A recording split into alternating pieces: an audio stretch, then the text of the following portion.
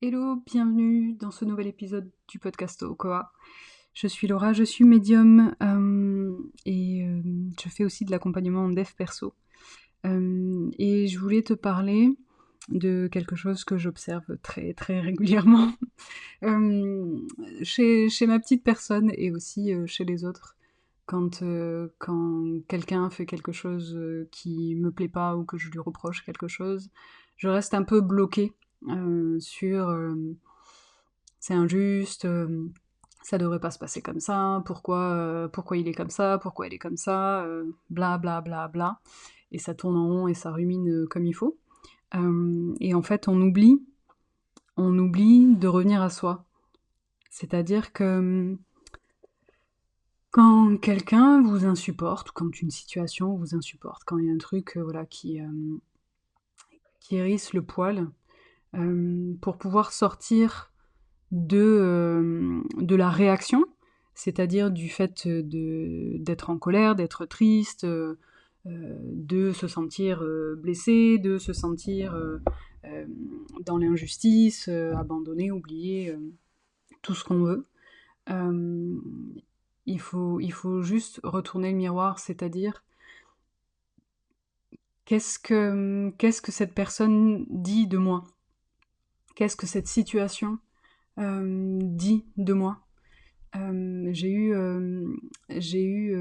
une amie qui m'a partagé une tranche de vie, une tranche de vie, voilà, où elle s'est sentie beaucoup dans l'injustice, injustice, incompréhension, injustice, incompréhension, injustice, incompréhension, ça tournait en rond dans son récit, je voyais bien sa petite roue de hamster.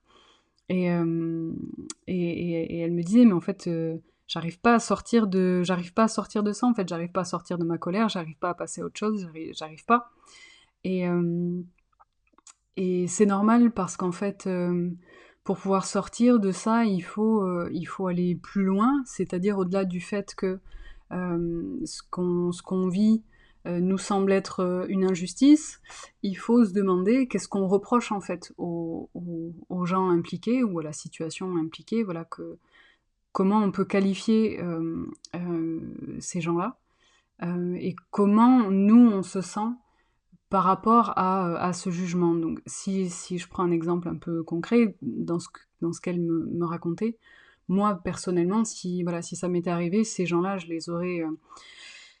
les aurais trouvés bêtes, en fait. Je les aurais trouvés bêtes et mon sentiment d'injustice aurait été, ben, eux, ils sont bêtes, ils réussissent, et moi qui, a priori, essaye d'être à peu près cohérente, à peu près intelligente dans ce que je fais, ben, ça marche pas forcément.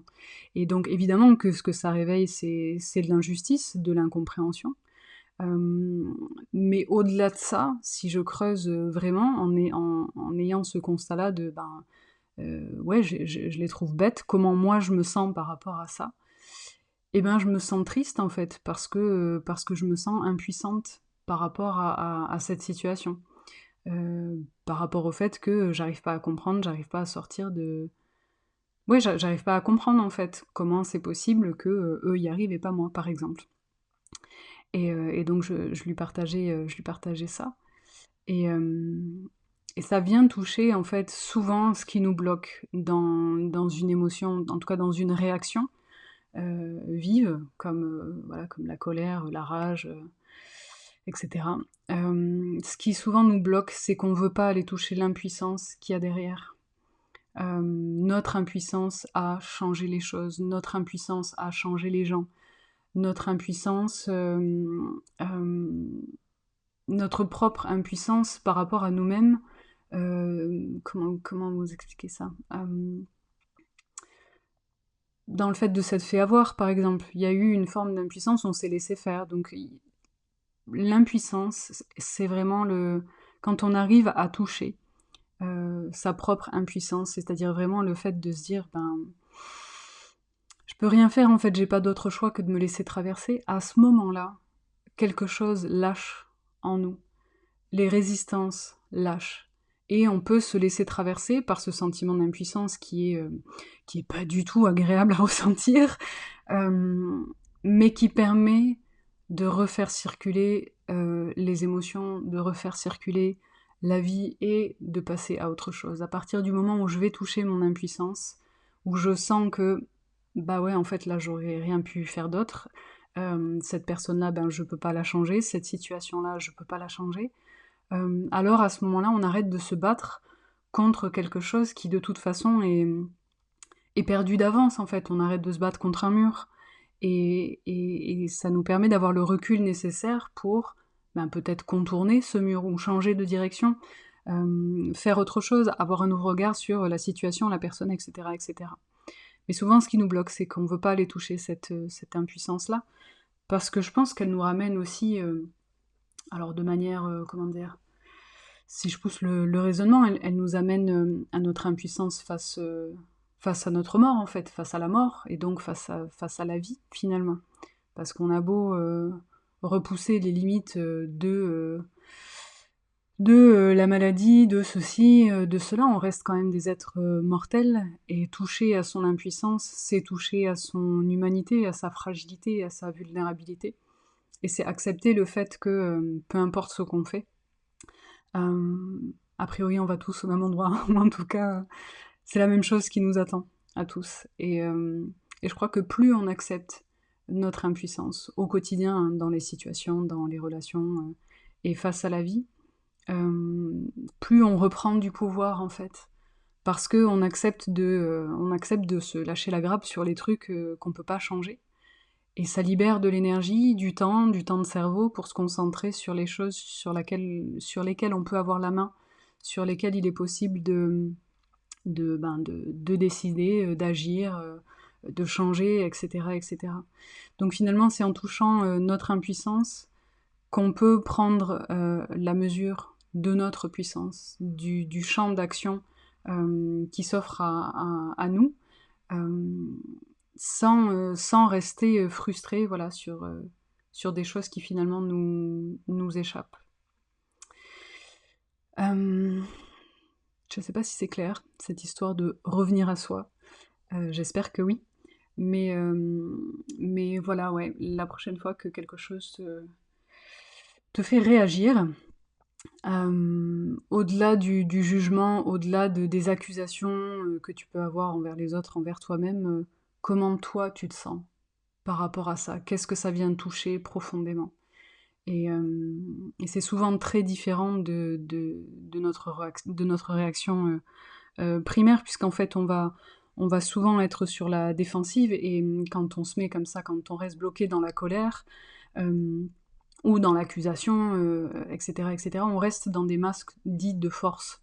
C'est-à-dire que c'est des postures, c'est des comportements qu'on va adopter pour garder la face, pour montrer que ça va pas se passer comme ça, et que nous on tient la route, et blablabla. Bla, bla, bla, bla. Alors qu'en fait ce ne sont que des postures, et à partir du moment où on accepte de tomber le masque, alors on peut aller toucher vraiment à cette partie de nous qui